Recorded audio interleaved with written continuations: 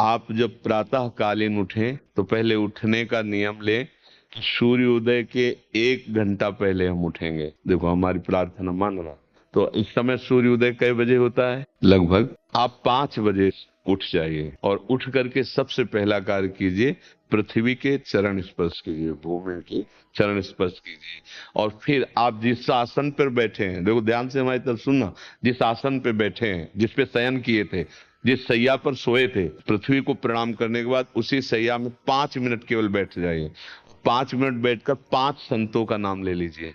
जैसे हम लोग श्री स्वामी हरिदास जी की जय, हरिवंश महाप्रभु की जय, हरिराम व्यास जी की जय, नागरीदास जी की जय, श्री ध्रुवदास जी की जय, पांच पांच संतों के नाम याद कर लीजिए। इसके बाद नीचे उतरिए और पहले जो अपने माता पिता, अगर वो शयन कर रहे हैं तो कोई बात नहीं है, अगर वो शयन नहीं कर रहे हैं तो पहले जाकर माथा रखकर उनको प्रणाम कीजिए। इसके बाद आधा लीटर या पौन लीटर जितना आप जल पी सकते हैं, उस जल को आप हल्का सा गर्म करवाइए अपने माता पिता से, जो भी आपकी सेवा में हो, या अगर आप स्वयं कर सकते हो स्वयं हल्का सा। अगर 500 ग्राम पी जाए तो और अच्छी बात है, और इससे ज्यादा पी जाए तो अच्छी बात है। वज्रासन में बैठना आता है? वज्रासन जानते हो आप लोग? ये आपके ब्रह्मचर्य की रक्षा करेगा, कब्ज नहीं होने देगा, और आपके मस्तिष्क की गर्मी को ठंडा करेगा।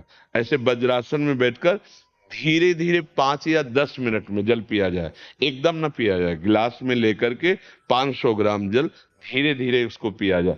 फिर इसके बाद आपको 100-200 कदम टहलना है। फिर इसके बाद आप शौच जाइए। शौच अगर आपका पेट साफ हो जाता है, अगर नहीं साफ होता है, कोई ऐसी परेशानी लगती है, तो 1 चम्मच ईसबगोल की भूसी और छोटी हर का आधा चम्मच अगर रात्रि में दूध से या पानी से ले ले, तो वो बार बार शौच नहीं लगाएगा, पर आपकी आंतें साफ हो जाएंगी।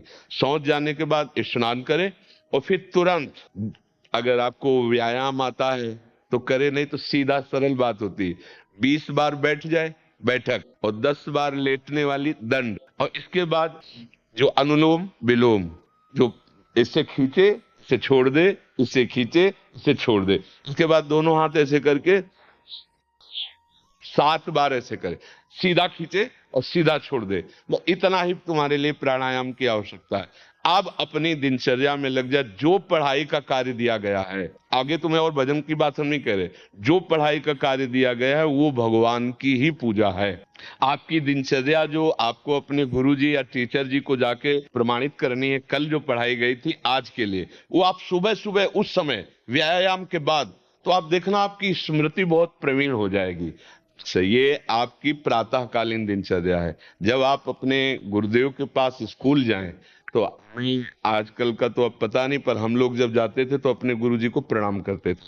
तो जो स्कूल में आपको पढ़ाई पढ़ा रहे हैं वो तो बात है, अब आपको जो हम खास बात बताना चाहते हैं वो कि देखो, अभी छोटे छोटे बच्चे हो, बच्चों में कुछ बच्चे ऐसे गंदे बच्चे होते हैं जिनके गंदी बातें दिमाग में आ जाती हैं और गंदी बातें वो करने लगते हैं आचरण में। आप लोग इतना तो जानते ही होंगे कि गंदी बातें किसे कहते हैं। आप लोगों के पास अगर मोबाइल है तो कभी गंदी बात देखना नहीं। कोई भी बच्चा अगर गंदी बात दिखाए तो अपने टीचर से या अपने माता पिता से जाके शिकायत करनी चाहिए, वो बहुत हानिकारक होती है। कभी कोई भी गंदी बात अपने द्वारा नहीं होनी चाहिए। अभी आप नवीन जीवन धारण किए हुए हैं, आप भगवान की प्राप्ति, देश की भक्ति और बहुत अच्छे अच्छे पदों में जा सकते हैं। अच्छे पवित्र आचरण और पवित्र संस्कार।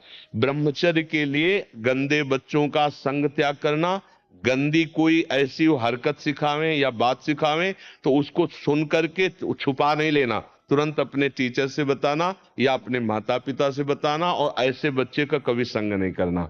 और रात्रि के सोते समय ये जरूर ध्यान देने वाली विशेष बात है, रात्रि के सोते समय जो भगवान का नाम प्रिय, जैसे इन लोगों ने आप लोगों को बताया राधा वल्लभ सिंह, तो सोते समय बस प्रार्थना करो कि हे प्रभु, आज दिन हमारा जो भी गलती हुई हो वो हमको, आप प्रार्थना करते हैं कि आप हमें समझाओ क्या हमसे गलती हुई। अगर पूरी दिनचर्या में ऐसा लग रहा है हमसे कोई गलती नहीं, तो भगवान सुबह से अभी तक हम सोने जो जा रहे हैं ये पूरा समय आपको समर्पित। आप देखना इसका फल देखना, एक तपस्वी की तपस्या का जो फल होता है ना, उसका ये फल मिलेगा।